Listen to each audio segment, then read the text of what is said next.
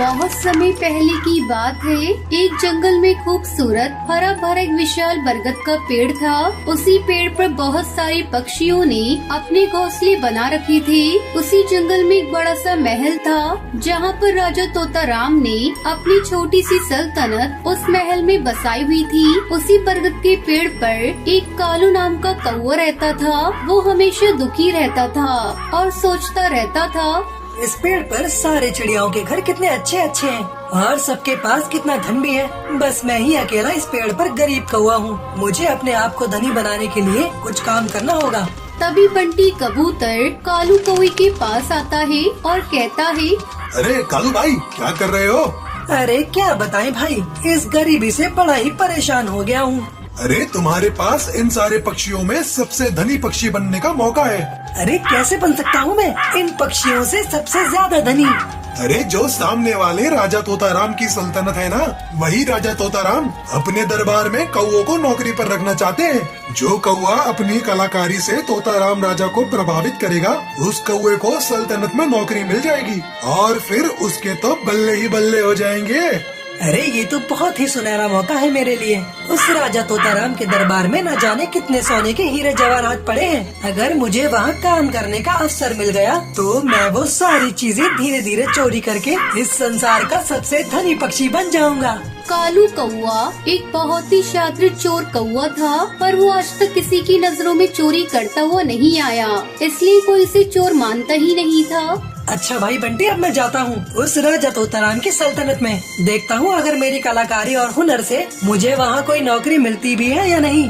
थोड़ी समय बाद कालू कौवा राजा तोताराम की सल्तनत में चला जाता है और वो अपने हुनर और कलाकारी से राजा तोताराम को बहुत प्रभावित करता है, जिसके चलते राजा तोताराम उसे अपनी सल्तनत में नौकरी दे देते हैं। यूं ही कई महीने बीत जाते हैं। कालू कौवा अब उस राजा तोताराम की सल्तनत में नौकरी करने लगा था। एक दिन की बात है, राजा तोताराम अपनी दासी चिड़िया से कहते हैं, सुनो दासी, हमारे शाही महल में बहुत सारा खजाना आने वाला है, इसलिए तुम अपने साथ कुछ पक्षियों को ले जाओ ताकि हमारे खजाने पर कोई आंच ना आ पाए।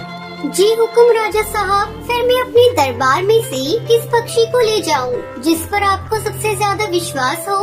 वो हमारे सल्तनत में नया कौआ आया है ना, तुम उसी को अपने साथ ले जाओ।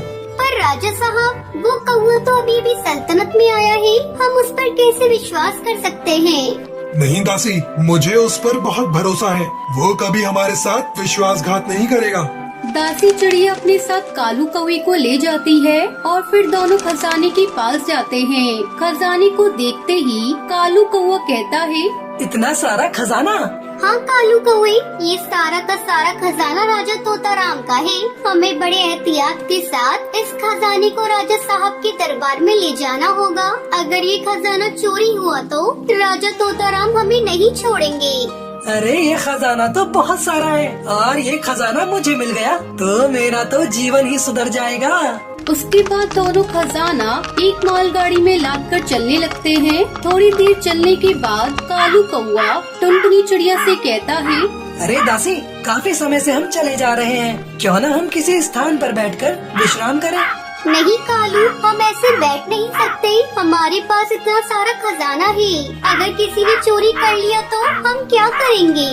नहीं दासी, अब मुझसे नहीं चला जा रहा, थोड़ी देर यहीं बैठकर विश्राम करते हैं। दोनों मिलकर एक पेड़ के नीचे बैठकर विश्राम करते हैं। तभी दासी टुनटुनी वहीं बैठी बैठी सो जाती है। अरे दासी तो सो गई है, यही वो सुनहरा मौका है इस खजाने को अपने कब्जे में लेने का।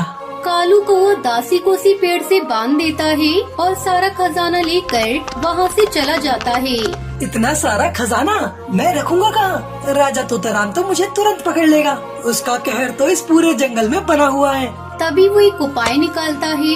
वो सारा खजाना एक पेड़ के नीचे जमीन के अंदर दफना देता है और लौटकर राजा तोताराम की सल्तनत में आ जाता है। अरे क्या हुआ कालू, दासी कहाँ है और सारा खजाना कहाँ है?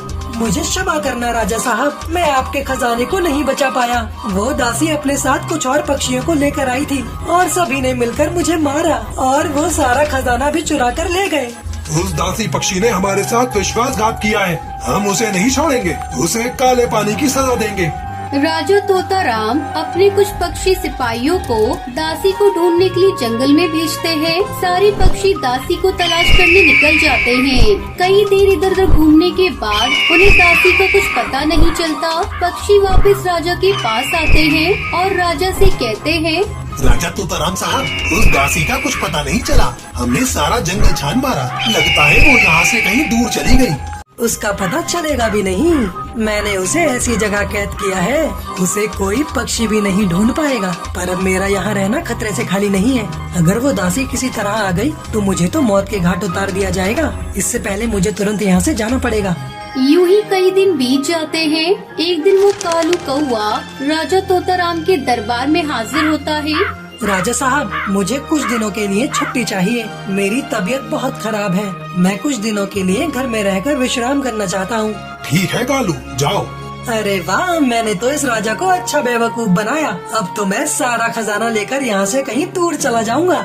वो हंसते हंसते वहाँ से चला जाता है। वहीं दूसरी तरफ राजा तोताराम अपने सेनापति चील से कहता है, सुनो सेनापति, हमें इस कालू का पीछा करना होगा। मुझे इस कौवे का चाल चलन कुछ ठीक नहीं लग रहा।